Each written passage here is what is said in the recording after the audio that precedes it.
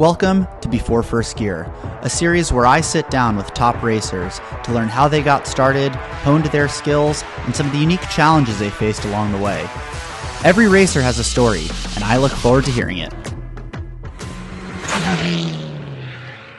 We're joined today by Misti Hurst. I actually met Misti at California Superbike school. She's a coach there, and we were doing part of the series of Before First Gear and visited the school, and she was just absolutely ripping it up. And, you know, frankly, it was rare to come across a female rider and a female ex-racer and a female coach, which makes it such an interesting story. And Misti's actually made it all the way up to racing an AMA. She's an ex-pro racer, and I think just an all-around badass from what I've been able to tell so far. I'm really looking forward to learning a bit more about how Misti actually has developed through her career. And, you know, from her and I just talking briefly, she actually started a little bit later. You know, usually folks are starting when they're 8, 9, 10 years old, and Misti didn't start till she was 23, which actually leads me to, you know, let's start with that topic, Misti. So 23 years old. I don't even want to know, you know, we'll talk in a second of how you got into motorcycling. I'm curious to know how long it took you from the age of 23 until you actually got into your first race. I was actually 24, and it was 1 year after I started riding that I went to my first race. I went to watch my first race, and I got to take my bike on the track at lunch as a taste of racing program. And the second I took my bike on the racetrack, I came back in and I was like, that's it. That was it. I am going to race motorcycles. And it was crazy. Yeah, it was an immediate decision. So it's like that first race, though, you know, that you're talking about, that was at a club level. So basically within 1 year, you must have done a ton of laps. Well, so in 1 year, in the first year, I rode on the street like incessantly and ridiculously, like just stupid fast, doing dumb stuff, stunting, like doing all the things, just learning as fast as possible. And then I went to try my hand at racing. I didn't even know road racing existed. So even just to go in and watch a race weekend unfold, the sense of walking into the pits for the first time without knowing motorsport at all was so overwhelming and unbelievable. Like you cruise in, well, we rode in, and there's just people everywhere. There's a smell of race cast, which is like the best smell in the world. And there's the sound of engines and motorcycles going by, and you just see all these random people, and it was so cool.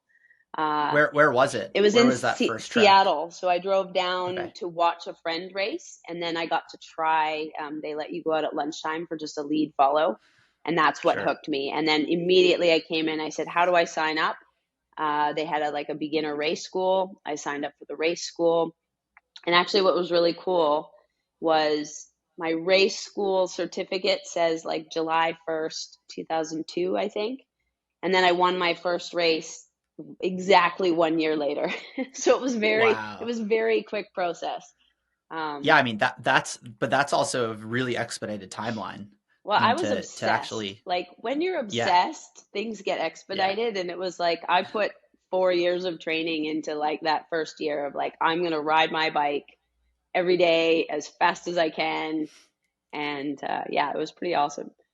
You know, what was the first thing you did that you got your bike, you're ready to go. You need to learn about the racing line. You need to learn about some of the, you know, body positioning technique. There's so much that goes into trail braking. Yeah. What was your process as you actually started to go through this? So I originally didn't have a process at all. And I was I'm a very intuitive learner, and I just shoved everyone out of the way and tried to figure it out myself. And I crashed a lot. And it was my sort of perspective that was just part of racing. But then when I started to get a bit more serious, even at the club level, I needed sponsors. And one of my first sponsors came on board. They were a company called CLS West. And they had been students of the California Superbike school. And they wholeheartedly believed in the program, so much so that their sponsorship to me, and this is like, I want to pay this back one day in the future if I can financially, they wanted to support me by giving me the tools by sending me to the Superbike school.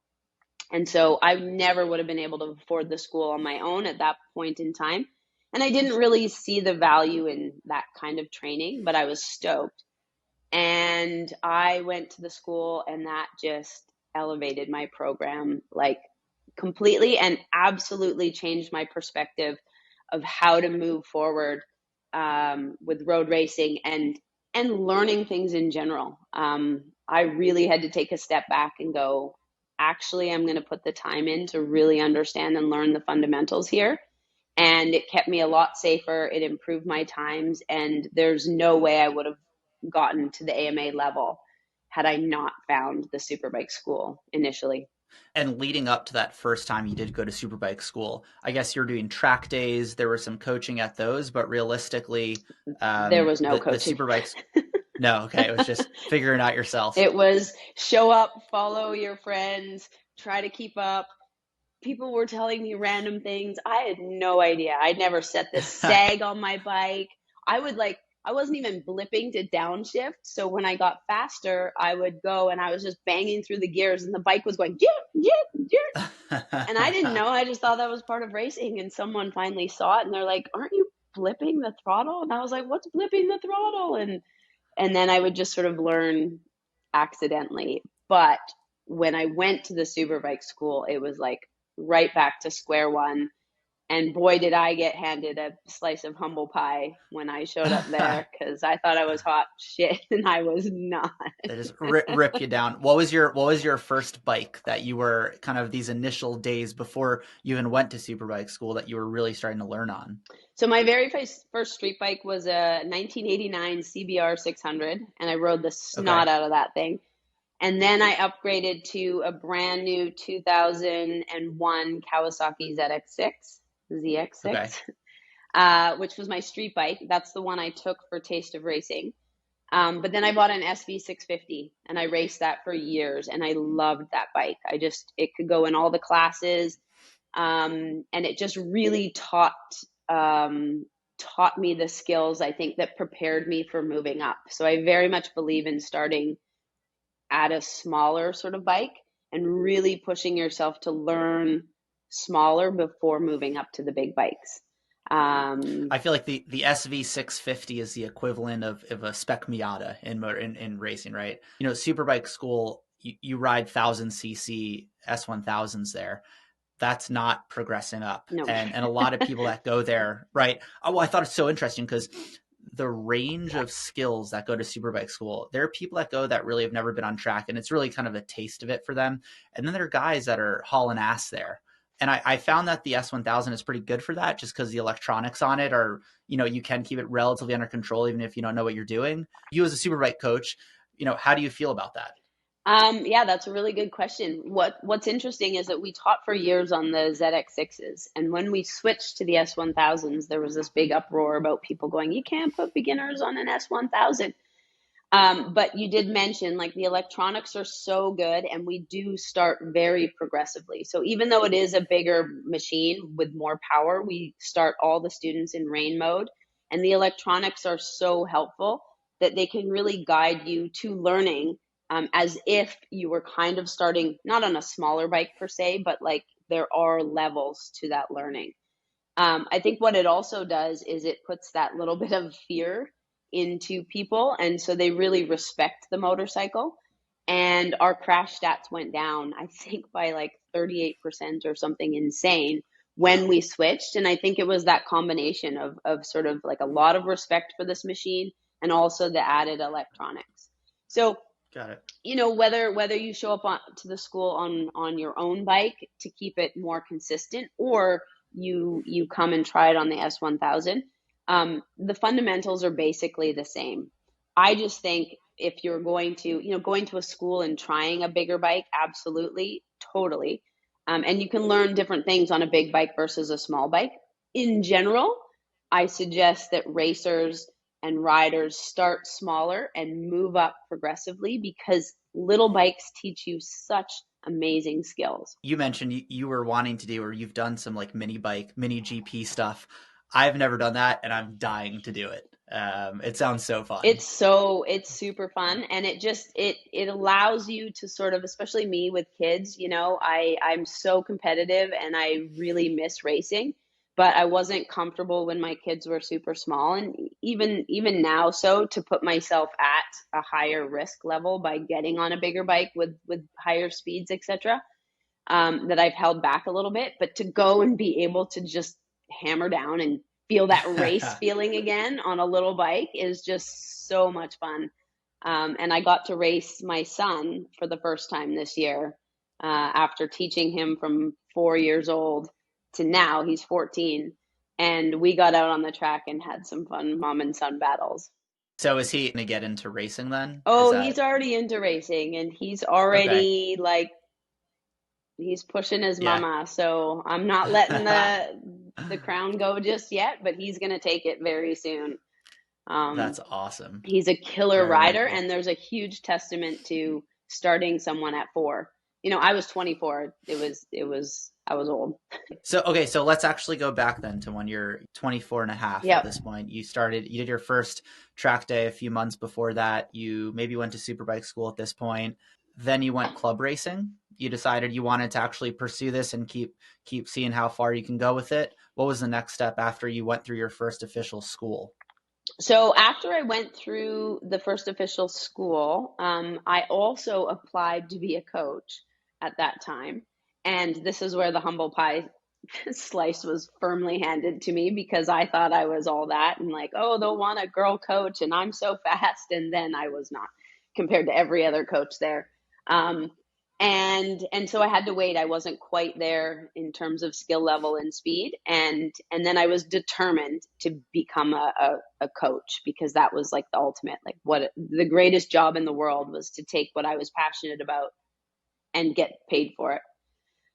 So there was a couple years there where I was club racing full seasons, and then coaching with the Superbike school where I could, and improving my training and learning as we went.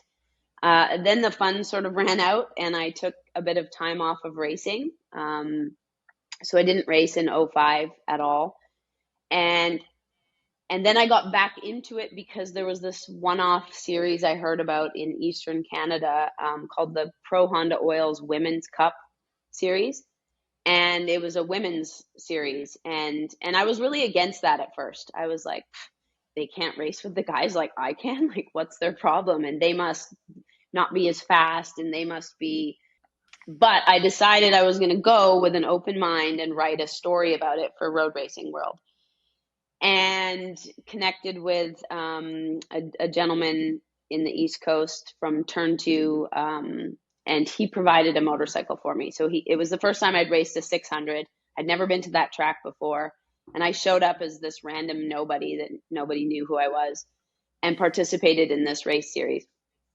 And I won one of the races, and then all of a sudden I was like, huh, I kind of like racing 600s. And actually, these girls are smoking fast, and they race slightly differently.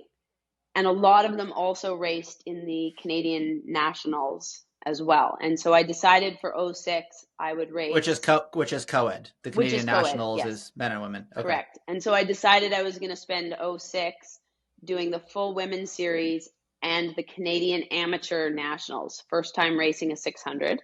And I did both of those series and placed, I was the highest female in the amateur series. I think I placed 7th overall.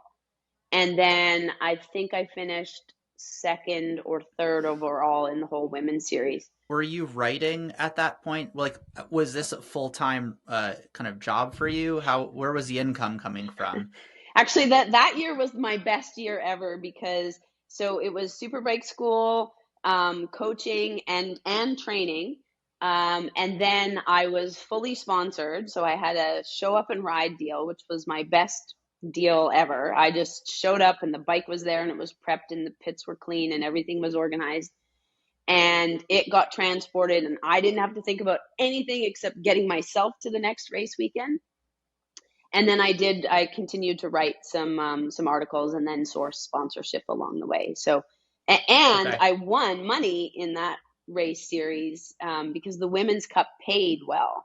So I think a win was about $1,500, and I won a bunch of Oh wow. races, and then you'd get a set of tires, and like it was actually a lucrative year for me. Yeah. which was necessary because then I spent it all the following year when I went pro. So, So you did, that was 2006, I think you said. yep. And then so '07 was kind of the first year you actually started looking into pro AMA. Yeah, and I had no plans to race pro AMA at all. And it actually only stemmed from the fact that I was hanging around with a bunch of superbike school coaches one day watching the AMA races. I think we were in Alabama. And there was one female racer in the series at that time, Jessica Zalewski. And, I'm hanging out with all the guy coaches and Keith Code and we're all hanging out. And the guys were ragging on Jessica a little bit. They were like, "Oh, why are the girls always last? And, there's hardly any girls. And when they are there, they're at the back of the pack." And I was like, "Well, that's because we didn't start when we were 4 years old. Like, we don't really have the same opportunities. And, like, good for her. She's out there doing it. Like, that's better than I could do." And then Keith kind of pipes up and he's like, "You're faster than her." And I was like, "I'm faster than her and she's racing AMA?" And Keith's like, "Yeah, you could go faster than her." And I was like, "Well, I want to go race AMA then." And so we started talking about it right then. I was like, "Keith, is there anything you can do here? Like, what do you think? Do you really think I could race pro?" And he said 100%. And the school was affiliated with Kawasaki at that point. And so we whipped up a proposal. And next thing you know, Kawasaki USA was on board with supplying a couple motorcycles and some parts credit. And Keith was behind me as sort of my mentor and trainer, which is like the ultimate. Yeah. And I showed up at my first AMA race, highly Wow. unprepared, with a bone stock motorcycle that had 0 miles on it, with not really any tools and a hand-picked bunch of people that were supporting me. And I went out onto the track that I had never raced at, but I had Where coached where at. what where was it? It Where was was it this one? Sonoma, Sears Point. Okay. Sure. Um, and, thought I was like, "Oh yeah, I got this. I can go fast." And went out on track for the first time with guys like Ben Spees and Matt Mladen. It it was terrifying. Like, I was being passed. They were going 20 seconds faster than me and Hmm. making me feel very much like I should not be there. And part of me wanted to cower and cry and run away. But also, most people were awesome, and some were verbally sort of saying, like, "Get off the track and you don't belong here." And there was a bit of the girl thing, but um, it made me more determined. And it was like, I am not getting off this track. I am gonna. You know, I've done I did probably for about 4 years. I was doing track days. I had like an R6, track prep, the whole thing, and I got up to like I guess the higher end of the intermediate group, right? They break the track days into groups, and I rode a couple sessions of the advanced group once, and the thing that just scared the shit out of me, right? There's no mirrors on these bikes, Yeah, and they're guys that just are diving into you. The delta of speed is 30, 20, 30 miles per hour on some of these bikes, that they're going quicker. And oh my God, the awareness you have to have on track is wild. And, I'd imagine like a Ben Spees or, these guys are really the top racers in the world. You can have a little more comfort with that, I think. for sure. There's definitely a level of trust and comfort by being passed by that. I wasn't scared that they were going to take me out. I was scared that I was in the way and they were pissed at me. And some of Okay. them were sort of like, "Get this girl out of here." But what was really cool is there was about 60 of us vying for 44 spots on the grid. So you had to qualify, and you had to be within 110% of the lead rider. So they could go and throw down a smashing lap, and you had to be within a certain amount of their time. Plus, in this particular race, there was 15 people that were going to get kicked out because there wasn't enough spots on the grid. And so I really struggled. I started off real slow, and was calling Keith in a panic, and had a couple other Superbike school coaches that were helping me. And it came to qualifying time, and I'll never forget this. I called Keith and I was like, Keith, what I'm off the mark. Like, I need seconds. What do I do? What should I work on? And you'll understand Keith is very much like one thing at a time and always working on things. And he said, Misty, you've done all the hard work. You've done all the skill practice. You've put in your time. He goes, now you ride. It's qualifying. Put the fun in it. This is your first AMA event. Enjoy it, relax, and go and have fun. And I went out and came back in thinking that I sucked. I was like, I went way slower. I sucked. I was actually singing in my helmet to calm myself down and say, like, just relax, enjoy it, have fun. And I came in and I had got my personal best time and I was stoked. But I still didn't know if I qualified or not. And I had to send my friend down to see when they finally posted the times. And it turned out I ended up getting 44th place on the grid. So I made the grid. I beat out a bunch of people. And I was like, okay, I did it. Like, goal number 1, first AMA race, I qualified. And then from there, I just made these small goals of like, okay, next goal was don't come last. And then each session out, it was like qualify and then push your goals up a little bit. And that's how it progressed for the rest of the year. And it was amazing. It was pretty fun. Did you find yourself then with each race you improved significantly, or was there something that you introspectively realized that you gained more confidence, or what was the big thing that you found that made you so much quicker? I think a lot of it was getting back into race mode, to be perfectly honest. So as much as coaching helps improve your own skills in a lot of ways, it can deter it as well, because we get really good at adjusting our speed to our students and often riding a lot slower than we're used to. And so even though coaching speed can sometimes feel really fast, it is nothing like AMA race speed. So step 1 was to, when I raced, it was like game on, 100%. It took a little while to figure out how to get back into that race mode. And then it was just pushing.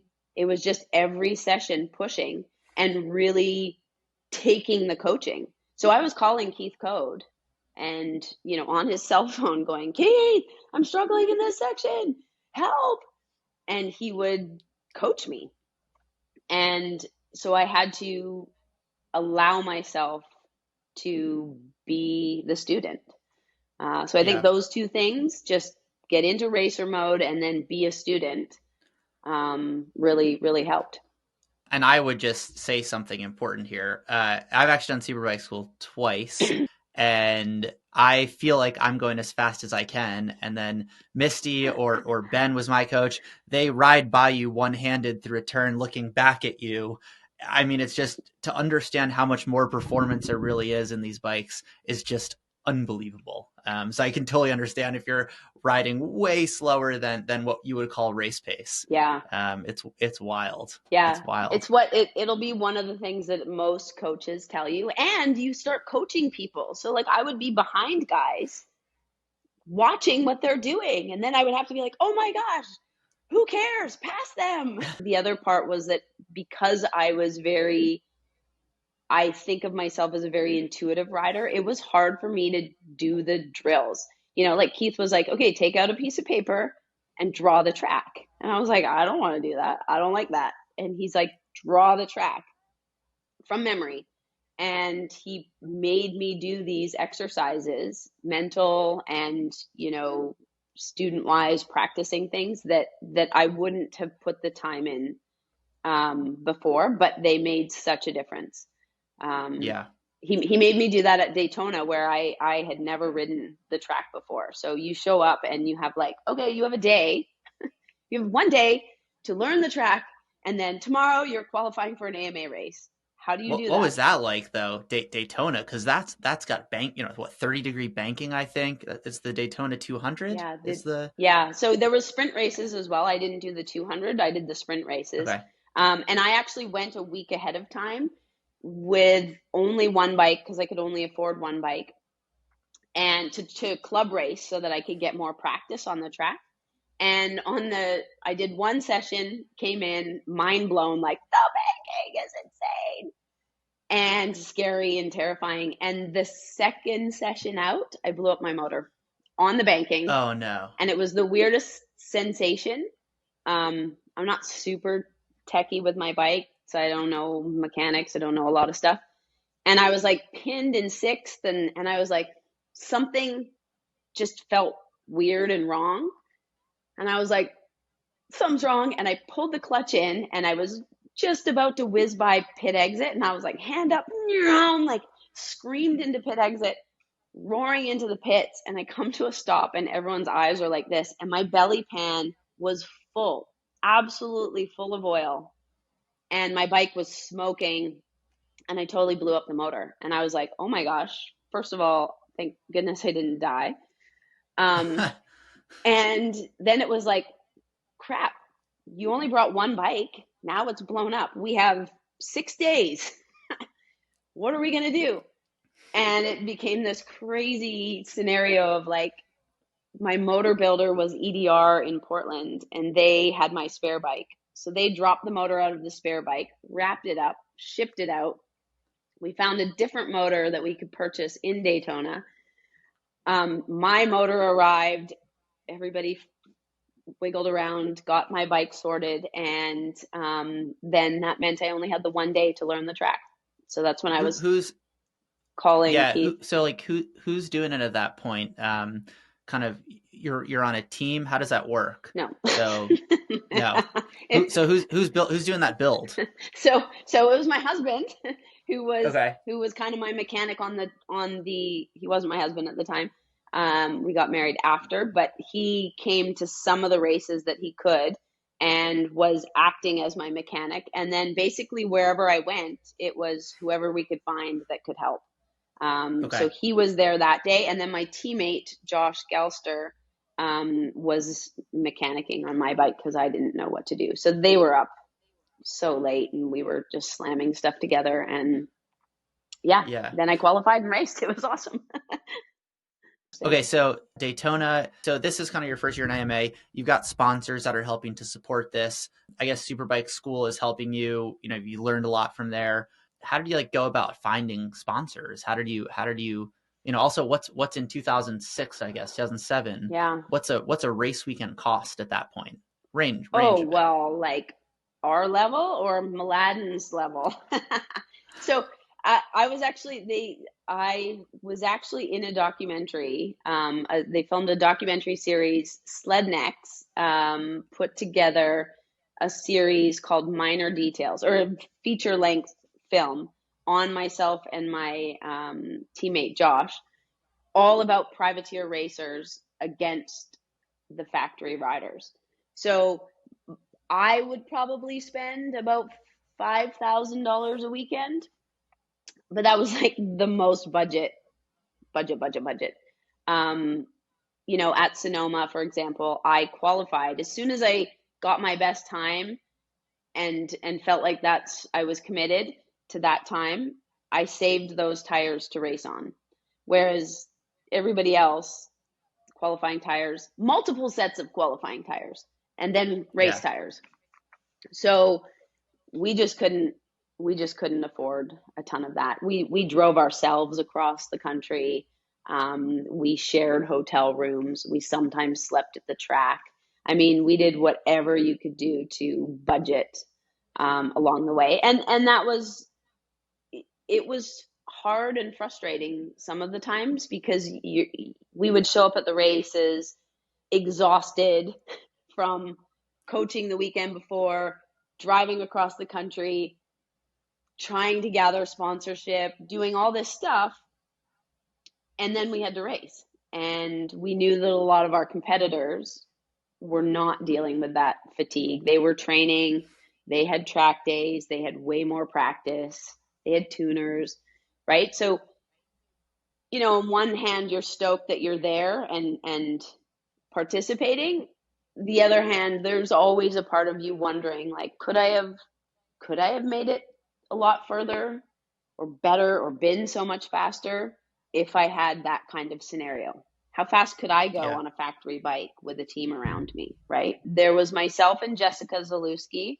And then I think Melissa Paris came on the scene at Daytona, but she didn't qualify for that particular one. Um, but that was it. Like there wasn't a lot of women. Have you found that in the last, I don't know, say 5 years, there's been an increase in women riders? Absolutely. And I think the big change is that it's becoming a lot more normal to have young girls riding dirt bikes and starting at a younger age. So, I taught my daughter to ride at 6. And when we go to the dirt bike track and when we go mini racing, 30% are girls. And I actually have to stop myself from saying, "Oh my gosh, there's girls here. Isn't this cool?" Because my kids don't think it's weird. Yeah. It's normal for them to, first of all, they have a motorcycle racing mom, and I have all sorts of other badass friends that, are pilots and doctors and Olympic snowboarders.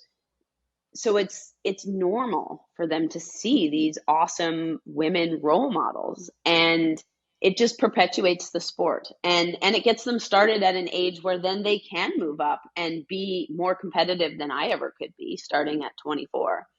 um, Sure. so you've got more and more coming through that have the potential to get to those high levels. I think that just overall motorsports in general, right? Because like I said, car side, motorcycle side, it's just been a much larger female audience now. I wonder at Superbike school, because you've been there since 2003 ish. Yep. So, wow, shit, 20 years. It's a long time. I'd imagine on the earlier part of your time there, it was all guys. And then when I was there most recently, there's probably about 30% female riders there, actually. Yeah, for sure. The sport is growing, more and more women, and then more and more women seeing what's possible, right? And then Yeah. I think it's always good to have a female coach because it just shows different levels people can aspire to. Yeah, but Yeah. there's not many of us either, female coaches at the school. When you were looking back at your time in AMA, right? Because I guess you were really focused on this in your 20s. Is there something you would have done differently? How much of it came down to just budgetary things versus skills that you could have built? Right. Yeah, I mean, I think I did all I could with the limitations that there were, and it was mainly budget. I would have, I feel like if I had been physically trained better, more cardio, more strength, more endurance, and just more time on the bike at race pace, for sure, I think I could have been more competitive. The things that I really struggled with were that like high speed, fast chicanes where you're trying to turn a 600 like, and it doesn't want to turn because you're going so fast. Where there is a real element of strength to that. I struggled in some of those scenarios just without having that sort of foundation. So I think that would be the biggest thing that I would go back and change. But it wasn't possible at that time. I had to work to pay for stuff, and we just didn't have the time for more training, really. So I just want to understand. So you did about 2 seasons there, and then what happened? Well, my biological clock was ticking away, and it Yeah. was it was a huge struggle. Actually, it was the only time I've hired a life coach to help me with that decision. Like when do I start a family? Do I quit racing?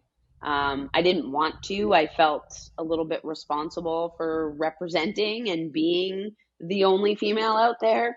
I felt it was also ultimately the right time. So the life coach helped me decide, like, you know what, you've exceeded your expectations and where you thought you'd ever get to be in motorcycle racing, and now you have this really strong desire to start a family.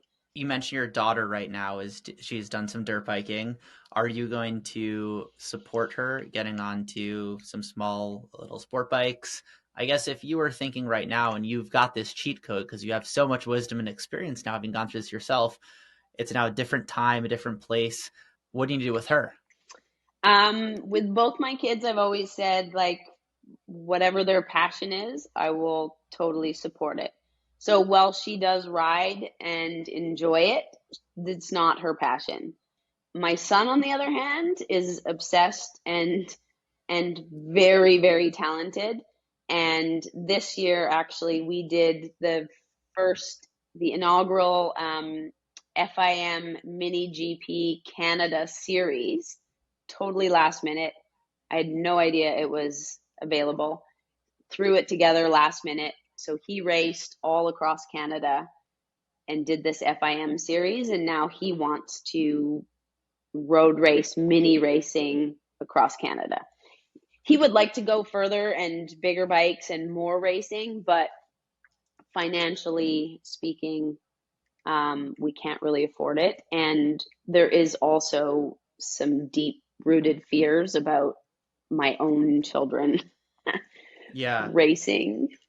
Yeah, I mean, I get that. it's it's really it's scary, and I don't know if you know this little tidbit about me, but I have a degree in child and youth care, and I love coaching. And when I started with the Superbike school, best job in the world, but it lacked a little bit of working with kids. And all of a sudden, Keith called me one day out of the blue and he said, "Hey, there's this 8-year-old kid, phenom motorcycle rider out of Portland. Will you go and private coach him?" I'm like, "Yes, I will." And so I was introduced to Peter Lenz. And for 5 years, I coached him as one of his private coaches and just watched in awe as this kid, just phenomenal talent. And then tragically, he was killed in a race at age 13. Oh wow. And, so for me, it was the most devastating loss I've ever experienced.